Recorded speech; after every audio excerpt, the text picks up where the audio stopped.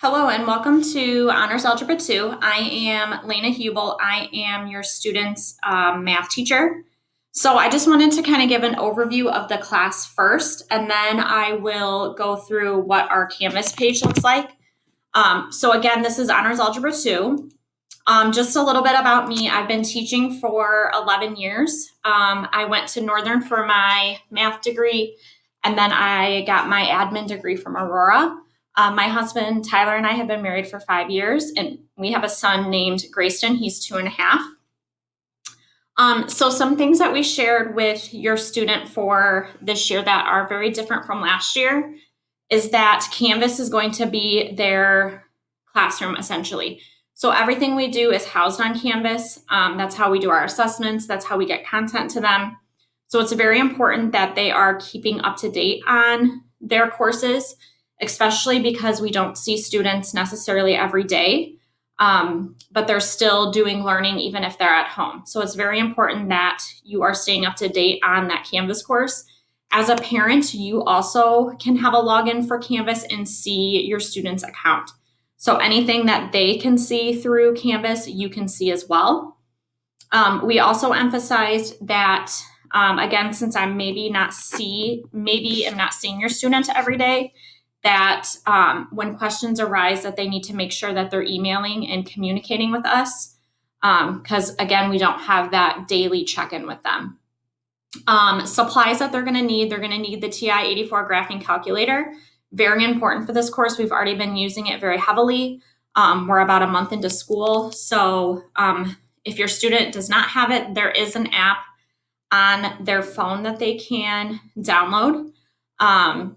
And then we just encourage students to have some sort of binder or organization, whatever works best for them. Because again, with math courses, they don't have a textbook. So everything we give them is through Canvas, through paper copy. So for grading for Algebra 2, we have 85% of their grade is going to be tests. 15% are going to be quizzes and checkpoints. We do have like little daily assignments along the way. Those will feed into this 15%, but will not weigh as heavily as a quiz. So I will show you in the Canvas course some examples of different assignments that will count into their quizzes and checkpoints category. Just like last year, your student can retake their tests, so they'll have 2 weeks from when we grade it. During that 2 weeks, they'll be responsible for the relearning assignments and whatever that may be. It could be different for every outcome. Once those are complete, they will then sign up for a retake. We do have our testing center open now, so they can utilize the testing center to do those retakes. So going into our Canvas course, I just want to show you a couple things. So your student will have a dashboard. Mine is obviously all math because I'm a math teacher, but they will have all their courses here. So if we go into Honors Algebra 2, so on our homepage, they're going to see any announcements that we post. This is my primary communication with them.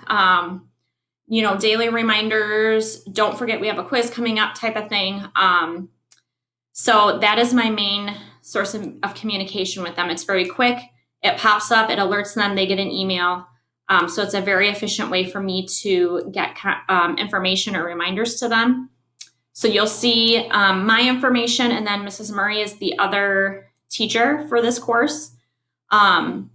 So here we listed all of our outcomes that we will cover for our course. Down below on this main page, the students will click here and take their summative assessments. So all their tests will be online this year on Canvas, also quizzes as well. So if your student is not present in the building the day of a test, we encourage them to zoom in on their phone and prop their phone up so that way we can see their workspace. We will be going through this procedure with the kids before our first test, so that way they can see. The school drew up some nice pictures for us to share with the kids so they can kind of see what we are expecting their screen and their setup will look like for test days. So we are currently in outcome 1. So if we click on outcome 1, I'll just show you a sample lesson. So again, this is all of our lessons for our first outcome. And then this is also nice because it kind of gives them a heads up of when the tests are coming. So from a teacher standpoint, this is the 20th and 21st because I teach the same thing 2 days in a row because I see my even kids one day and my odd kids the other day. So your students know how to navigate those dates.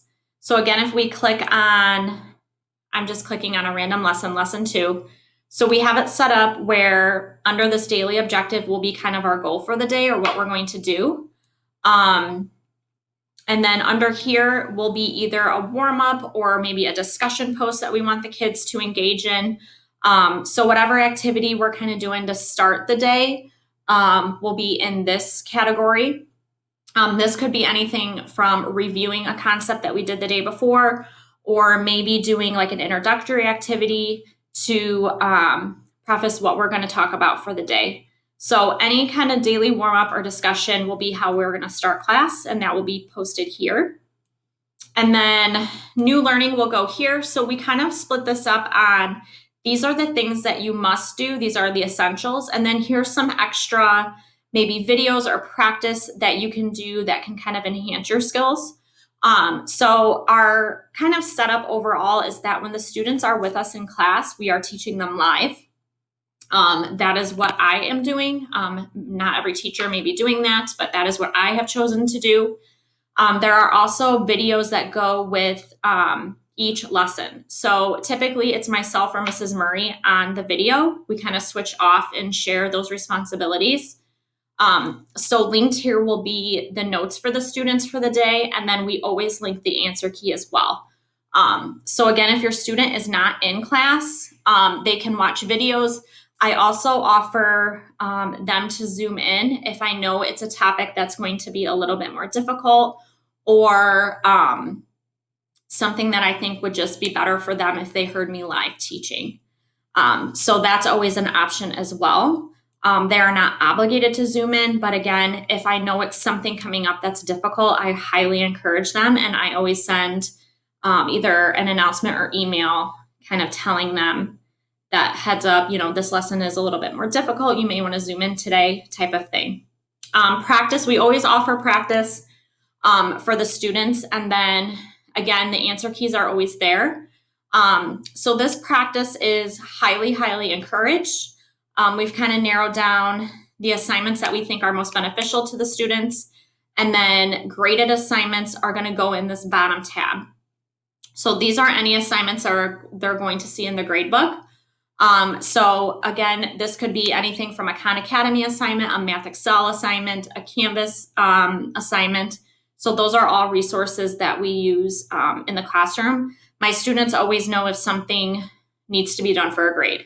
So I make it very clear what needs to be done. So there's never any wondering what's due.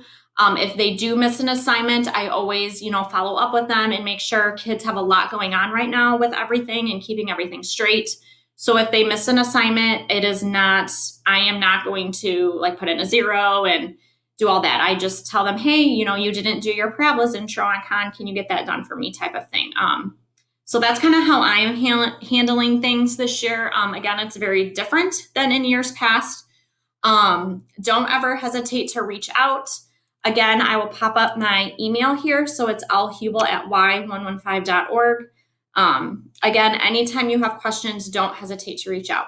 Thank you.